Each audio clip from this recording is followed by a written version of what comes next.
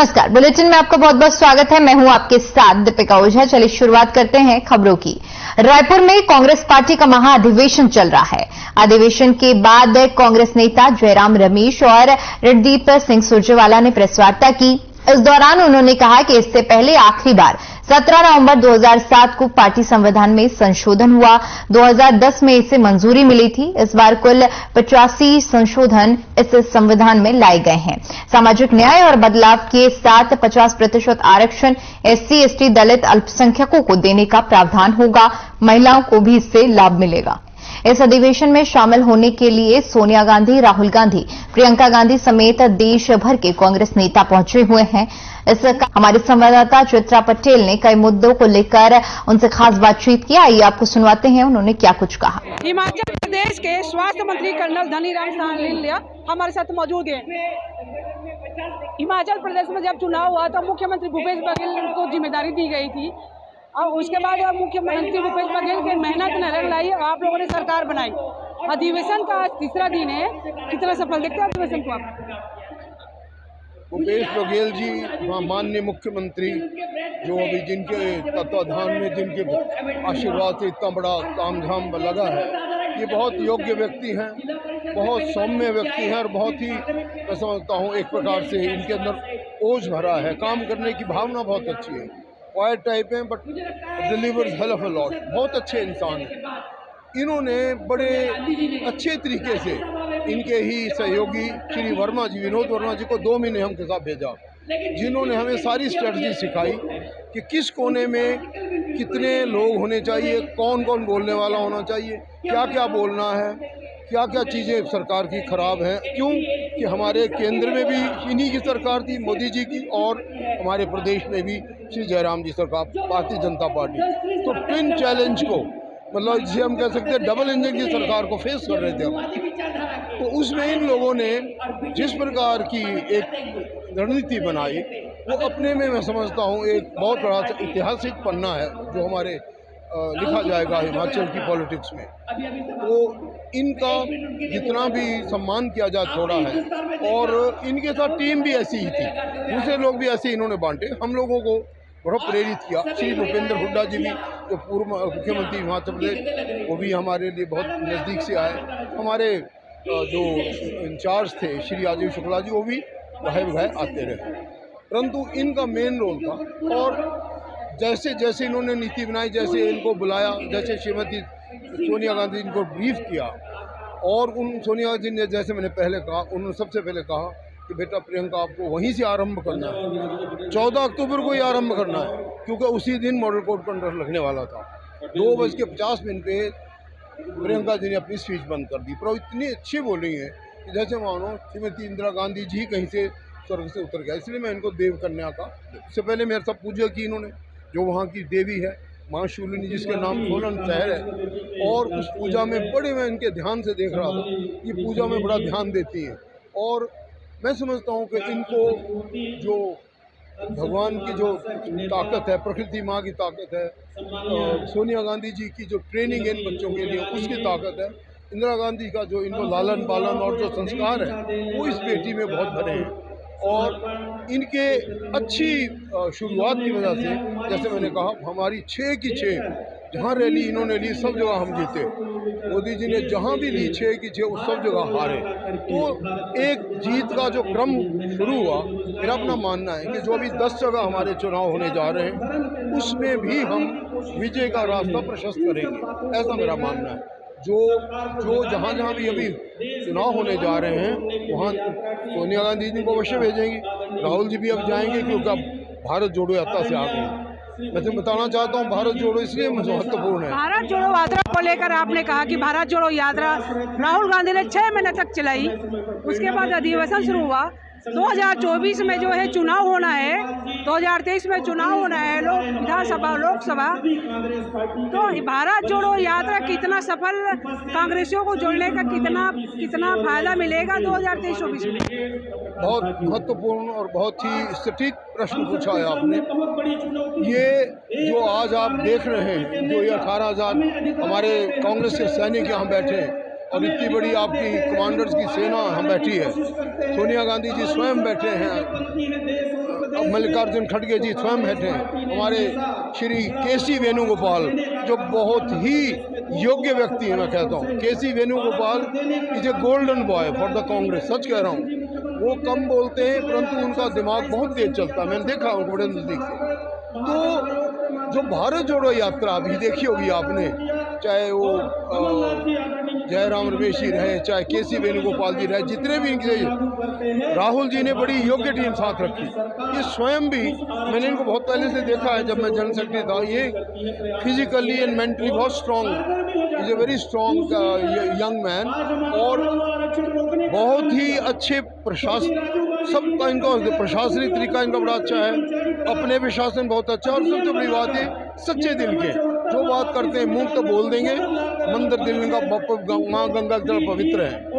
तो इन्होंने जो प्रोग्राम बनाया वो था लगभग 4000 किलोमीटर का, और ठीक आपने 6 महीने चला। मैंने भी 2 बार इनकी यात्रा देखी।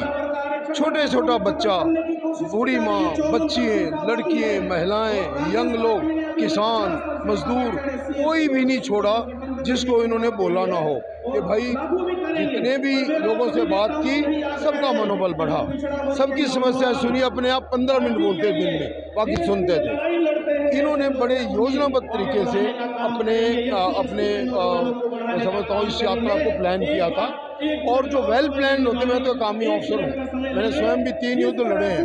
1962 में हम 20 साल के थे, 65 की लड़ाई लड़ी, 71 की लड़ाई लड़ी। तो मैं इसलिए इस बात को बता रहा हूँ आपको कि तब श्रीमती इंदिरा गांधी जी हमारी प्राइम मिनिस्टर थी, उन्होंने कहा था मेरी सेनाएं दोनों तरफ हैं, वेस्ट में भी है, ईस्ट में भी है, हम चाहे किसी चीज़ से रह लेंगे, मेरे सैनिक नहीं रहेंगे, उनकी बंदूकें, उनका एमुनिशन, उनकी वक्तबंद गाड़ियाँ, उनके टैंक पूरे दिए जाएंगे, मैं कहीं से भी लाऊंगी। इतनी बड़ी बात कही।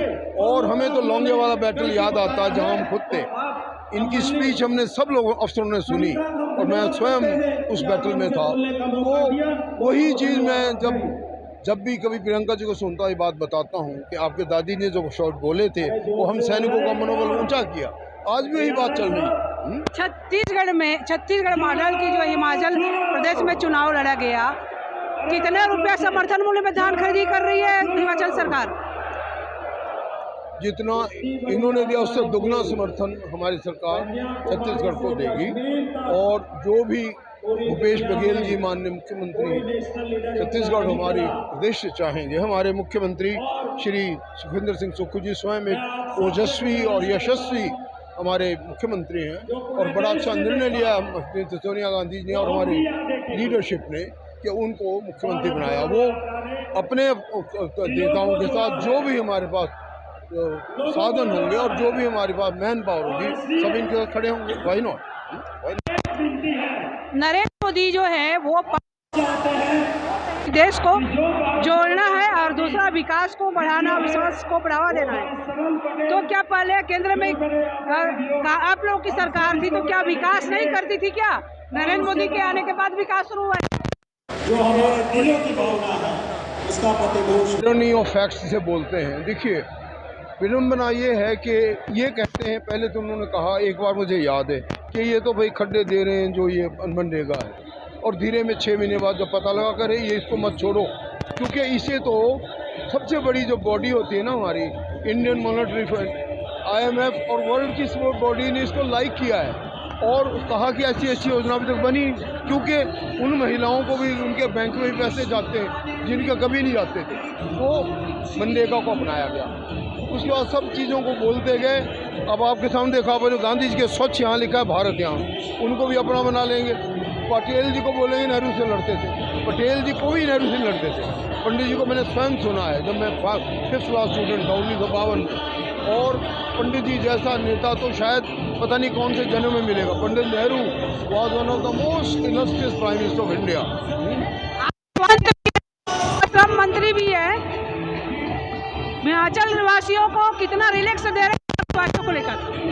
देखिए, मैं अपने स्वास्थ्य मंत्री चुनते ही बेशक सरकार भारतीय जनता पार्टी, मैं मांडविया जी के पास आया, ऑनरेबल केंद्रीय मंत्री स्वास्थ्य मंत्री, और मैंने उनको कहा कि हमारे पास ठीक है एम्स भी है, हमारे पास 6-7 मेडिकल कॉलेज भी हैं, आधे भी बन रहे हैं, पर उसके बावजूद हमारी जनता बहुत गरीब भी है, खासकर जो हमारे भी कबीले के इलाके, 3 बड़े बड़े कबीले के क्षेत्र हैं हमारे, भरमौर, सिरमौर का इलाका भी हो गया और रामपुर बुशहर, तो इन क्षेत्रों को या जो हमारे दूसरे भी क्षेत्र हैं उनमें ऐसे बाहर के इलाके पेरीफेरी के जहाँ पे छोटी गाड़ियों की ज़रूरत है, तो मैंने उनको कहा आप कम से कम 6 गाड़ियों का इंतज़ाम कीजिए जिसमें हार्ट रिलेटेड हो, छोटी सी सर्जरी का सामान हो, और वो हम धीरे धीरे उन क्षेत्रों में भेजा करेंगे बारी बारी, ताकि उन लोगों को सुविधाएं वहीं मिले।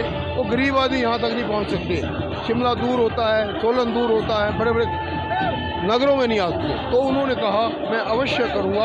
अब देखो अगर वो हो जाता है तो पहला मेरा स्टेप वो होगा। दूसरी बात हम ये चाहते हैं कि जितने भी हमारे दवाइयाँ हैं वो लोगों को उसी दाम पे मिले, 400 की 4000 में ना मिले, 4000 की 40,000 में ना मिले, बिकॉज वो एक बहुत बड़ा मुसीबत का मामला है। वो मैंने बहुत सी मीटिंगें ले चुका हूँ पिछले 2 महीनों में।